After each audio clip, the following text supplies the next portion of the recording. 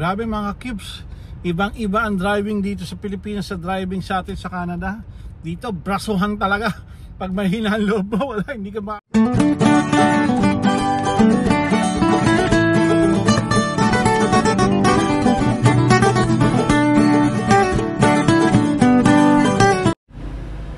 Yun, magandang araw ng Sabado mga ka-cubes. Eto, nagpabalik tayo. Andito pa rin tayo sa Pangasinan ngayon. So bale ito, lumabas muna ako alas 10 ng umaga ngayon. So magpapakarwash muna tayo. Sobrang dumi na ng sasakyan natin sa loob at labas. Grabe, so dami kasi nating road trip na ginawa. So bali nakaka 10,000 kilometers na tayo. 8,000 kilometers natin nata nakuha ito. Ngayon 10,000 kilometers na. Batang bata pa itong sasakyan na to, itong Innova na to, 2024 model, 10,000 kilometers. O so, pa diba? So bali ito, so pupunta, pasensya na kayo, bali hindi pa tayo nakakaligo mga ka-cubes. Sobrang init dito sa Pilipinas. As in, napakainit. Grabe, kahit sa Baguio, napakainit.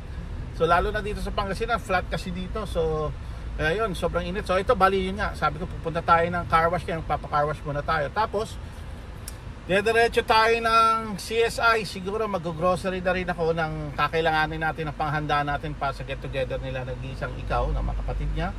Tsaka para sa New Year na rin, kasi pag makikisabay tayo sa bilihan ng handaan sa New Year, sobrang daming tao na nun sa grocery store, haba ng pila nun for sure. Kaya ito, so solo flight muna tayo ngayon, wala tayong kasama. Ayan, so iniwan ko muna yung mga chikiting natin, yung mga bata, kasi ang dami nila.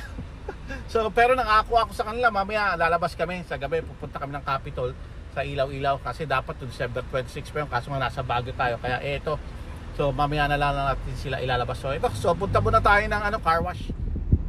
So ayan, so buti wala ganang traffic ngayon mga cubes, kasi sobrang traffic dito sa Bimali. So dami na rin may sasakyan, hindi tulad doon nung naliligaw pa tayo kayo nag-iisang ikaw. Pag nag-jeep tayo, bus tayo, ang bilis lang. Pero ngayon sobrang traffic na, or baka December lang kasi ngayon kaya ganito, maraming mga bakasyonista. Ayan, so on the way tayo ng Padagupan, pero hindi tayo abot ng Dagupan. Ayan yung arko ng Dagupan kung makikita nyo. On the way na tayo sa Dagupan. So ayan, so malapit na rin tayo lumiko. Pag CSI, diliko na tayo sa, yung pala yung car wash nandito pala sa pero hindi dyan, out of the way. Doon tayo sa sa kabilang way tayo mga ka-cubes. So doon tayo.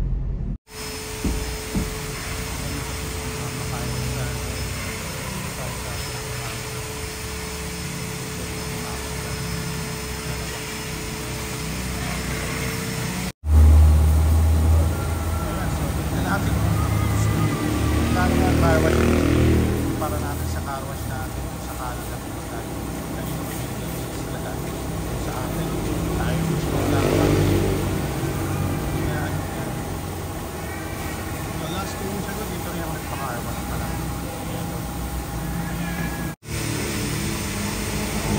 Bago na ulit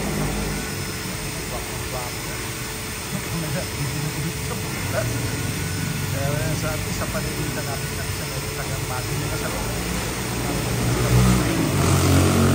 kapwa ko sila kaya natin pinakabas tapos ito mag-broker na tayo sa 1 hour later. Yun mga ka-cubes, nandito tayo. So nandito tayo ngayon sa CSI Lucaw. CSI Lucaw tayo ngayon. So bali video muna tayo ng pera. Wala tayong pera. Kailangan natin ng pera mga ka-cubes. Dito tayo. Bale ito, so hanap mo lang ng CR. Nahihina rin ako kasi yung kabisado ko pa itong lugar na to. Bahala na mga ka-cubes. Ikuti na lang natin.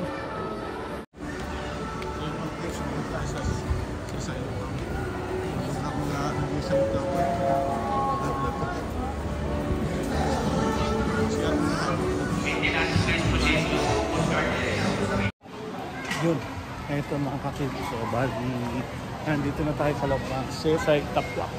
Tapong Abad o Lucaw, hindi ko lang basa. Nandito na tayo sa bali. Titingin na tayo ng mga kailangan natin para sa New Year. So ito, so samahan nyo ako. Dito naman tayo mag-grocery sa CSI. So ngayon wala pa ganong tao mga ka-cubes. So konti pa lang namimili. So take advantage natin ito kasi pag ano yan, dami nila sunod-sunod yan. Kaya ito, so tara, bilhin na muna tayo mga ka-cubes. Bili tayo dito. Ano kailangan ko? Hindi ko alam. Spreadsheet sa akin pala. Ganun din pala dito. Kondensada to. Condense. Hindi tayo ng kondensada. Ang sinilisang siya. Hindi yung kondensada nila. Kondensada? Wala naman. Hindi naman kondensada dito. Ano ba yun? Few moments later. Yun mga ka-cubes. Dumami na naman yung tao dito sa CSA kanina. Hindi pa ang tao ngayon. Napakarami ng tao. Buti tapos na tayo ng grocery. Tapos na tayo ng grocery. Nabalulugan lang sa mga hindi pa ako nakain.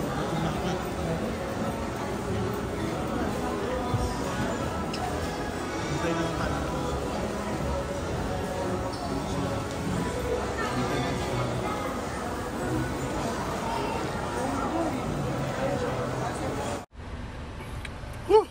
Yan mga tips, tapos na tayo ng grocery.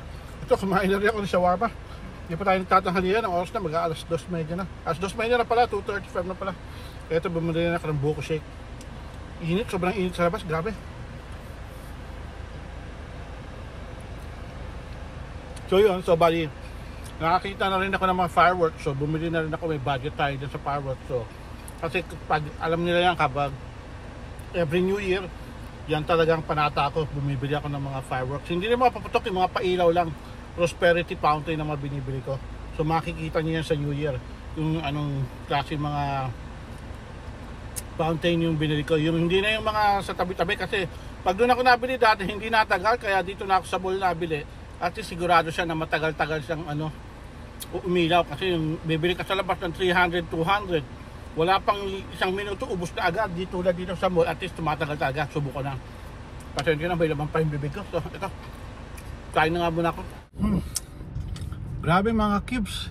Ibang-iba ang driving dito sa Pilipinas sa driving sa atin sa Canada. Dito, brasuhan talaga.